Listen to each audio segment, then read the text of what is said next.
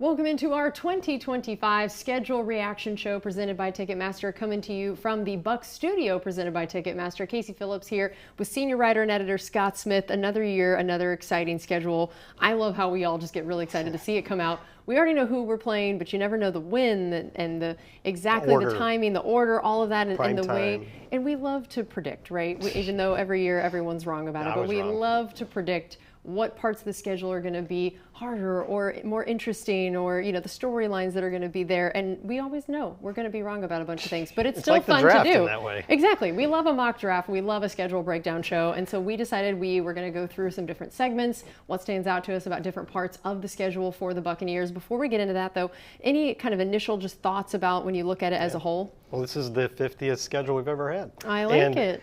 The home part of it, at least, strikes me as something that coaches would like, because every single game, the first 6 home games are all at 1 p.m. on Sunday, and coaches love it. First of all, they love a routine that's the same every time, but they also love 1 o'clock games on Sunday. Not so much waiting around. Yeah. So they're all, first 6 are all 1 p.m. on Sunday until you get to Atlanta, the Thursday night game, and then the time for the final game in Carolina hasn't been determined yet, but that could be a 1 p.m. game too. So yeah, I always like looking at if there are primetime games or challenging road trips, some of the things that are out of the norm of what especially around it happens. Yeah. And I do like that at least a Monday night game is kind of early in the season, and that there's not some crazy trip or something afterward that makes it more challenging than normal. Same thing with the Monday against Detroit. I mean, that there's not maybe as big of a difference of getting to still travel at New Orleans, a little later game the next week. Again, not as brutal as some things might be after that. But then, to be able to be going at Buffalo and then have to turn around and go all the way to LA, and it'd be a Sunday night game for the West Coast. Yeah. That's the game that I'm like, that's going to be tough. You are not landing until the next day, into the morning, the wee morning hours. So that's always a challenging one. But and then same thing after a Thursday night game, that you get a little extra rest going into what could be a very important division game later, that there isn't the normal things where you look at maybe primetime games or travel stuff and look around and go, oh man, that's going to be brutal. It feels kind of fair in a lot of the ways of where there weren't any areas where you just go, that is going to be brutal, which is nice. That's true. There's a couple of tough stretches there, and then we'll talk about it later. But what really jumps out to me is the way this schedule ends as the Bucs try for their record-breaking 5th straight NFC South title. That's going to be very important. We'll get that at the end. Okay, so let's look at this segment 1, games 1 through 4, and of course on the side of the screen you'll see it kind of cycling through some of the different segments of the schedule, so you can be reminded what we're talking about. But segment 1, tell me what stands out to you about this first set of games. Well, the home games or road games are in white, and home games are in red in that display there. So you can see, the Buccaneers have to start the season with 2 games on the road, and the Bucs have won 2 straight. They've started for the last 4 years 2-0, which has no small part of how they've been able to pull out the division each year. If they're going to do that, they're going to have to go 2-0 on the road, and which they also did in 2022, by the way, so it can be done. And then right after that, you get your game against the defending champions, and you also have your first primetime game in that block. Yeah, and I also wouldn't be surprised if having a couple road games at the beginning was also to help with the whole sharing a road and parking area with Steinbrenner Field. That's kind of nice to know. At least those first couple games, you're not having to worry about any of the overlap. I think there's a big concert that plays into it as well. Yep. So, looking at these 4 games, obviously the one that stands out is Philadelphia. They're fresh off a really dominant win over Kansas City in Super Bowl 59, I believe it was. And so they're coming in. This is actually the 3rd year in a row that Philly's going to be here in the first month of the season. And, the Buccaneers have had some nice games against them. It's been a pretty good rivalry in recent years, and that obviously goes back to the first Super Bowl era where it was a huge rivalry, right?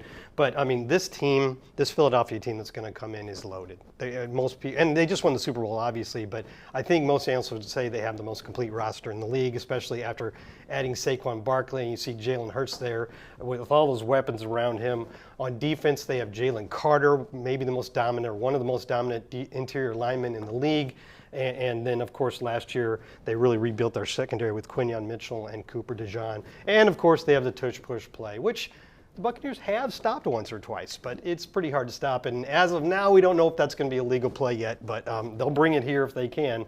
Also, I guess there's a couple other interesting games there that you might be interested in Atlanta. Yeah, I'm really intrigued to see the Atlanta game week 1, knowing that this will be Michael Penix's first season to be getting that week 1 starting role. We saw him do some good things towards the end of last season, and I think that that's going to be an interesting thing to start off. Just anytime there's a new quarterback, even though he has gotten a little bit of reps this last season, first year at the helm, week 1, I always think that's interesting to watch how they respond to that, how they handle that pressure, the jitters that come with that. So I think that's going to be a game that I'm excited to see. And then also Todd Bowles against the Jets. It's the first time he'll play the team he used to be a head coach for since he became the Bucs head coach. Oh, very cool. I like that stat. All right, segment 2. Let's go into this next group, which, man, already you just see a lot of white up there. Yeah.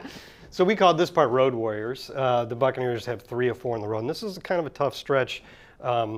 The one you got another primetime game in Detroit you see up there, and then you have the long trip to Seattle. And I just was going to highlight that Detroit game.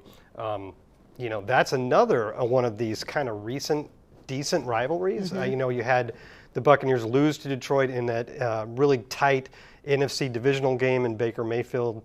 His first year here, and then Detroit came down, or we went back to Detroit in week 2 of last season, got a little bit of revenge up there. I think it's a nice matchup. You got 2 former first overall draft picks playing quarterback in Baker and Jared Goff. I mean, that Lions team last year seemed like a team of destiny. Just so many injuries. Yeah, and we saw what Aiden Hutchinson could do in that week 2 game, and shortly after that, or maybe 6 games in, he got hurt, but by that point he already had like 8 or 9 sacks. So he's back. That really good young player, Brian Branch, that they can move all over their defense. He can play nickel, he can play safety. I think their defense, they made a couple other changes, brought in a new cornerback in Justin Reed, and I think they have the opportunity to be pretty good if they can get a lot of guys back. And then, of course, on offense, you got Jahmyr Gibbs, especially after David Montgomery went down last year. He showed he could handle the load all by himself, but now you have Montgomery back, and they love to run the ball. So that's a pretty complete team all around, and it's going to be a tough game. Yeah, that's a tough stretch to me. And now this is always what's funny when you talk about the schedule and you say where you think a tough stretch is. And it can mean travel, or it can mean just what you think the quality of the opponents are going to be. That's where we have no idea how a season is going to pan out, who's going to be injured, who's not. But on paper, coming off, of course, the Eagles game at the end of that first segment and having to go on the road for a couple big games and teams that look like they could be pretty talented. We have no idea what the Seahawks are going to look like with Sam Darnold. And then I just feel like now this is my theme of what I'm talking about in all these is just the quarterback situations of all these teams of, Michael Penix there. And then, what is Seattle going to look like under him? And then, of course, the Saints. We are fresh off the Derek Carr announcement, and there's a lot of up in the air uncertainty when it comes to that position. We know that they drafted a quarterback, and how do they feel about him? And I just think that's going to be really interesting to watch after so many years of Drew Brees. And then now, the Derek Carr time has passed, and what is this next? Who's he passing the torch to, and what is that going to look like? Yeah, maybe Tyler Shuck, their second-round pick, will be entrenched by that point because you're 8 games in.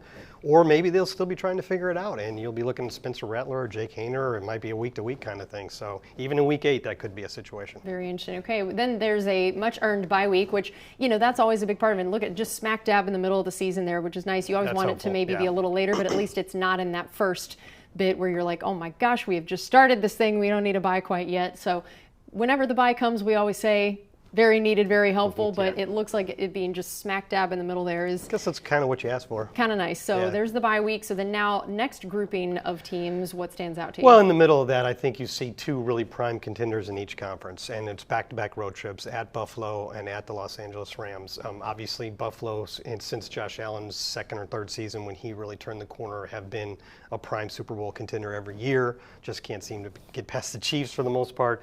And then the Rams, I think they surprised everybody a little bit last year. People thought they might be in a rebuilding mode, but they really turned it around. So both of those teams are defending division champions right there, and I think both of them are going to be very much in the runnings in their respective conferences. And I just wanted to highlight the Rams game because Matthew Stafford chose to stay. There was a little bit of I think he always was going to stay, but there was a little bit of wonder if he was going to move on, and then they would really probably be in a rebuilding stage. But he's back, and you got Puka Nacua. They no longer have Cooper Kupp, but Puka Nacua had kind of become the number 1 there anyway. And they added Devontae Adams, who not too shabby. I mean, it may seem like Devontae Adams is maybe past his prime or something. Last year with Aaron Rodgers and the Jets was nothing special, but he still had great numbers. And this is Oh, I wonder, doesn't Devontae wear 17 too? I wonder what they're going to do interesting. with the Rams with Puka in Yeah. 17 there. I just thought about that. But, that's Make 'em still fight on those the two field for together. it. And then last year they really rebuilt that defensive front, starting with Jared Verse.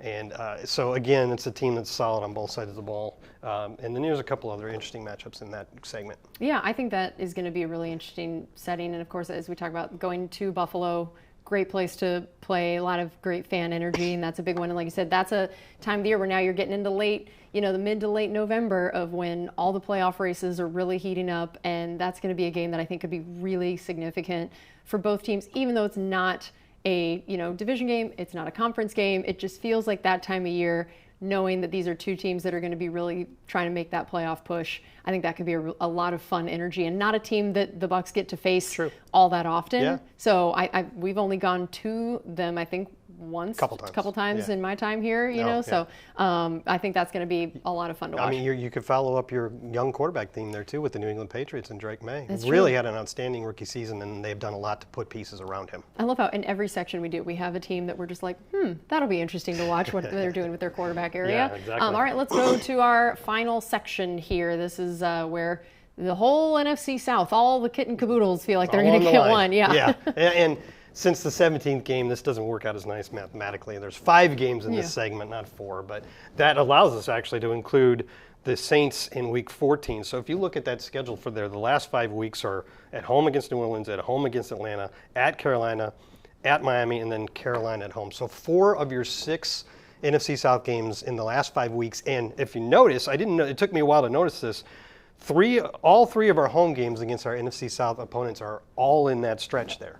And that seems like, if this is close, that seems like an advantage to me. I mean, the Raymond James Stadium crowd could make a difference in how this division title race shakes out at the end. I think this is your dream, right? Because sometimes teams always are still trying to figure themselves out early in the season, and sometimes it's kind of rough if you end up having a front-loaded division part of your schedule. When later in the season you end up being like, oh man, I wish we were facing them now. Yeah. And I think that to know that by then, I mean, you are hopefully humming, you know what your team is about, that with a new offensive coordinator and that kind of thing, that by then you should be hitting your stride, your sweet spot to be able to face not only so many of those division teams, but again, like you said, so many at home. Yeah. That's got to be, if you were to build the schedule, I have to imagine that's how you'd want it to be. You pay for that early on with a couple of tough stretches on the road. But if you're in the running there at the end, I think it's an advantage. And if we're going to highlight a team in this last segment, I think it has to be Carolina, because you play them twice, and including 2 of the last 3 weeks. So the Panthers could be the ones standing there between the Bucs and a 5th straight division title. It's very possible. And we saw that team really come together in the second half last season when Bryce Young got back in the lineup. That was their first year under Dave Canales. Now that program's had a little more time to develop.